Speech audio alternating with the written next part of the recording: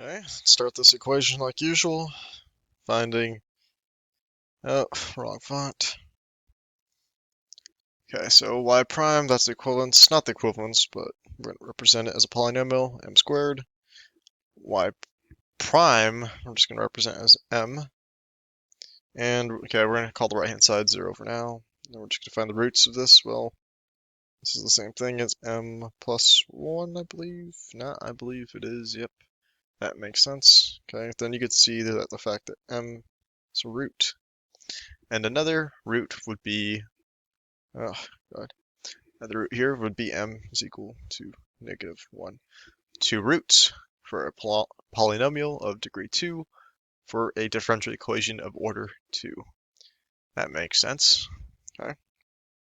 Well, then we could write the fact that yc, now we'll have c1 e to the 0 x plus c2 e to the negative x. And if you're unfamiliar with the form, right, we always say this is c e to the, why am I saying alpha? Mx, right? That's the general form that we use when we're finding this complementary solution. Okay, so I'm going to simplify this because I don't want to have it just look like that. That's kind of ugly. Well, it's the same thing as c1 plus c2 e to the negative x. Okay, well, we're not done. What we really do need is we need to find the fact that y is equal to yc plus yp. We have yc, we just need yp, and we find yp by looking at the right-hand side and making some guesses, I like to say. Okay, well, right-hand side, I always do this, I say the right-hand side is x squared plus 2x. And what is this? This is a polynomial, right? Polynomial degree 2. Okay, and if we had to represent this using just like, I don't know, let's just say random constants, right? Or random, not random constants, random coefficients, right? Because this is the method of undetermined coefficients. I'm kind of bringing it full circle here, right? Well, x squared plus 2x, maybe we could just represent this as a x squared plus bx plus c. Okay, well, if we call that equal to yp, I mean, that makes sense. But we can't just use this or add it with this because you won't get that much credit. Yeah, the reason why you won't get much credit is, okay, well, let's think why you won't really get that much credit. So this is yp, and we're saying it's x squared plus bx plus c. And the thing about the method of undetermined coefficients, which in my opinion makes it hard and challenging, is that we see that we have to account for duplication of terms. What I mean is we have a c here, so a standalone constant here, yp. And we have a standalone constant here. Okay, so if we have a standalone constant here and a standalone constant here, okay, I'm just gonna, this is not true, but for a second, I'm just gonna do this just so you can see what I'm talking about. Well, this y, like our total, like our actual solution would be, it would look like this, c plus c1 plus ax squared plus bx plus c2 e to the negative x. And then, okay, now if you go back to last chapter of just homogeneous, meaning it's when it's equal to 0 without the right-hand side, without this functions of x on the right-hand side.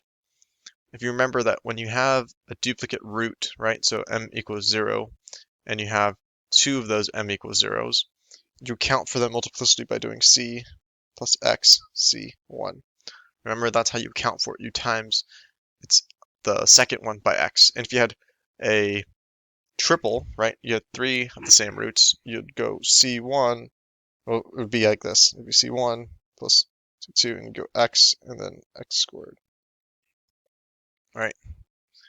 So the point is that that theory, not theory, that reality carries over, and it makes our life a little bit kind of hard because you have to realize those things. And the trick to realizing those things is to just do a lot of problems. So what I'm going to do now is I'm going to cross this out. And then I'm going to say yp is x. Nope. Yp is ax cubed plus bx squared plus cx. So again, I'm counting for that duplication by timesing yp by x. So this will be our actual yp that we're going to use from here on out. And yes, now we need to take the derivative of yp. Now we're going to do that is because we want to recreate this equation to solve for those undetermined coefficients, right? 3ax squared plus bx plus c, and y prime p, y double prime is going to be 6ax plus b. Okay, so now if I recreate the dE, right, dE, I recreate the dE, it'll be this plus this, and this is equal to that. Okay, so 6ax plus b plus 3ax squared plus bx plus c is equal to x squared plus 2x. Now, remember when I was talking about this, the looking for the duplicate term and knowing if you need to times it by x or x squared or something like that, right? Okay, you're going to know that if you didn't do that, if you forgot to do that, if there's a case where you should have done it and you didn't do it, you're going to notice it here. Okay, and you're going to notice it here because you won't be able to find every single constant. I mean, you won't be able to find every single undetermined coefficient.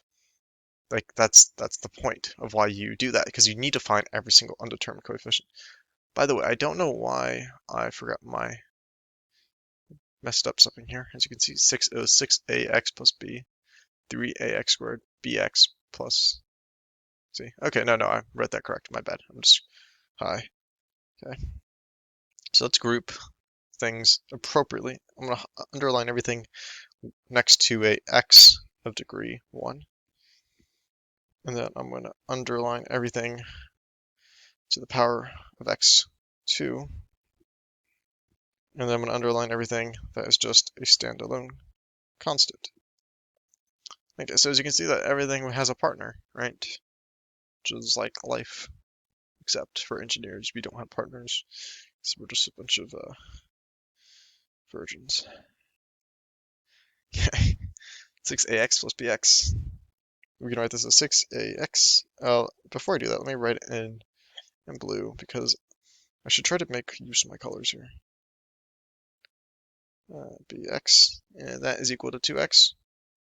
And I can do this, I can simply just pull things out like this, because this is we have the linear independence of this, which is something that I know because it's from textbook. So 6ax plus bx, okay, and everything has x in it, so you could just see it as 6a plus b is equal to 2. And we're just going to hold on to that for now. Okay, I don't want to solve for it yet. I don't want to write anything another way. Okay, so let me do green now. 3ax squared is equal to x squared. Okay, so then we have x squared on that side, x squared on that side. This is 3a is equal to 1. Okay, now a has to equal 1/3. Okay, now we can actually do something here with this. 6 1/3 plus b is equal to 2. Well, this is 2 plus b is equal to 2. B has to equal to 0. Okay, so that's pretty nice. B equals 0, a equals 1/3. And yes, that is a 1/3, even though it looks atrocious. Okay, let's do it one more time. We got a b and a plus a c. Well, we could say this is b plus c is equal to 0. So c is equal to negative b, and b is equal to 0. Look at that. Okay, that was really nice. Okay, so what I'm going to do now is I'm going to write yp again. Now I'm going to use these coefficients and rewrite yp to what it should be.